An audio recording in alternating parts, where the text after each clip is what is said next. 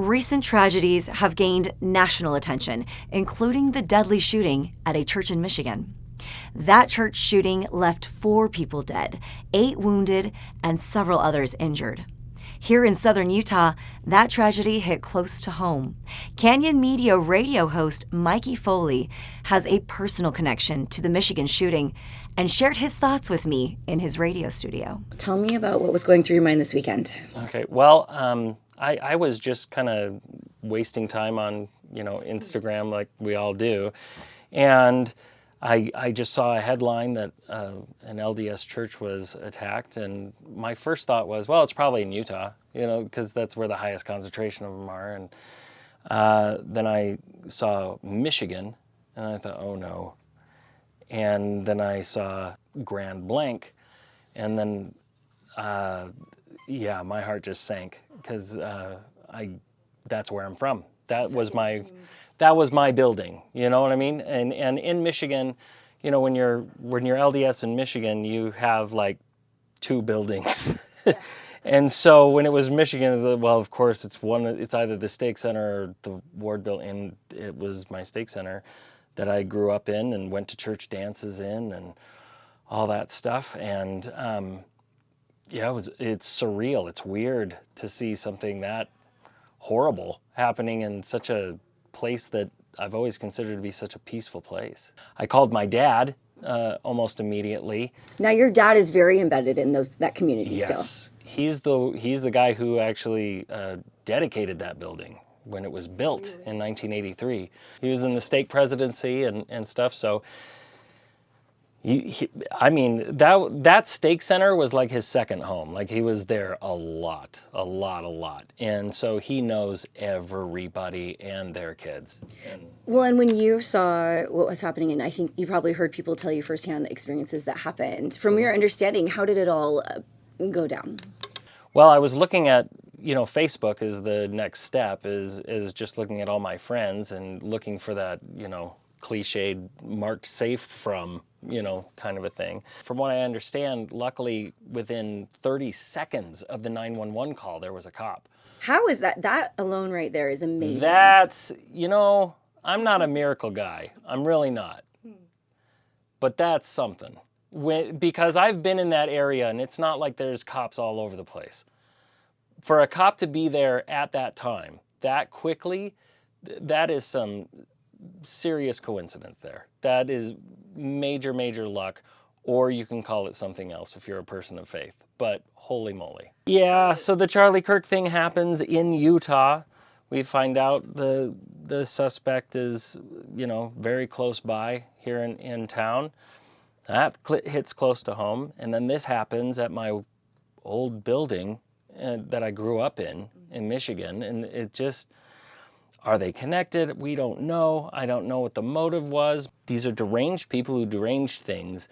And there's no reason, if we go eye for an eye, it's just going to be eye for an eye for an eye for an eye for an eye. I hope that this is an opportunity for people to turn the other cheek. Couldn't agree more. Which is so hard to do. It's really, really hard to do. They stopped the train. Yeah, I'm looking at these news reports and I'm seeing people hugging in the parking lot, and I'm like, well, there's Sister Lichtenberg. Like I know these people. You see your people. It's really hard, and you get very defensive and you get very upset, but at the same time you go, would this be something that Jesus would want us to do? And the fact of the matter is that this is an awful thing that happened, but no amount of revenge is going to make it any better. It's only going to make things worse. And to have some kind of victim mentality of, see, I told you everybody hates Mormons. No, stop. Just stop. This is an opportunity to practice what we preach and to really, just be a better example of what to do with something like this.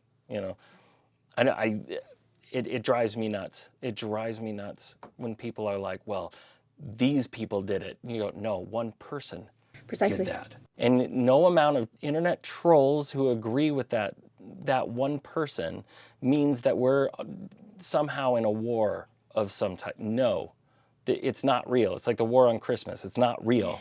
It's not real. Just chill out. I want us all to be able to just look at each other and go, I don't care where you go to church. I don't care who you're in love with. I don't care what's going. We're all in this together. We're all on earth. We all leave earth. Let's just stay here as long as we can and get along. How do you see that this is going to maybe affect the way people go to church? I think people are going to be looking over their shoulder for a little while, which is normal. I mean, it's that way after a school shooting too. Going to school is scary. Going to the grocery store is scary. Going everywhere is scary because this is what we're at. This is where we're at. When I was seeing all of this unfold, at one point it is jarring, but sadly, it's not surprising. And that's the saddest thing. It should be surprising. It's not surprising. It keeps happening. This is a uniquely American problem that just keeps happening and happening and happening. And if we don't have people setting a good example to neutralize the violence instead of using these things for any kind of political advantage. Propaganda, yes. If we just have Gretchen Whitmer, the governor of Michigan, thank you. Yeah. She has been very good example of saying, no, we're all Michiganders here. You know, this stinks. We mourn for everybody here. This isn't a sides thing.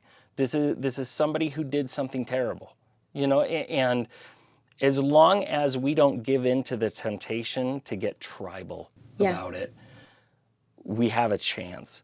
But the minute somebody looks at it and goes, I bet I can really further my cause if I can make these people really mad about it. And no, turn the other cheek as hard as it is. It's the only way out. It's the only way out. So the interesting and fun part about your career is that you provide entertainment to everybody on the airwaves, and everybody loves the jokes you bring and the lightheartedness and kind of just the crack in the regular day. Yeah. But you're still human, and you go through what you had to go through this weekend. Yeah. How was Monday coming in and just being like, and now I got to do my morning show as if nothing has happened? Well, kind of like I was saying before, sadly, I've got a lot of practice. There's a lot of tragedies that happen constantly, all the time. None of them make sense. And I have to make that decision in the morning because really my job, my wife's job, the Mikey and the Mrs. Show's job is to make people happy on their way to work or on their way to school. Yep. That's it. I want to make sure that they have a couple of giggles while they're on their way to a job they probably hate. And so if I get on the air and I'm crying, I don't think it really helps.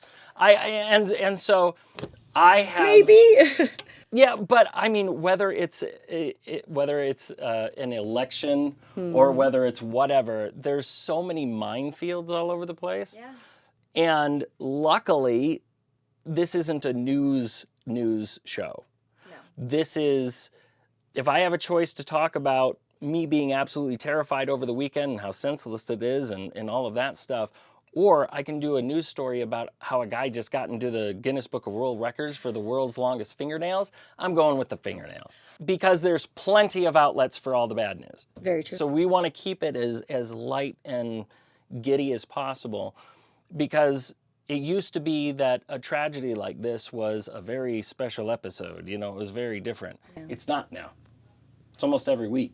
So it's all the time. So I would be saying the same thing over and over again every single time. And it's not going to change. It's not going to change unless we change it.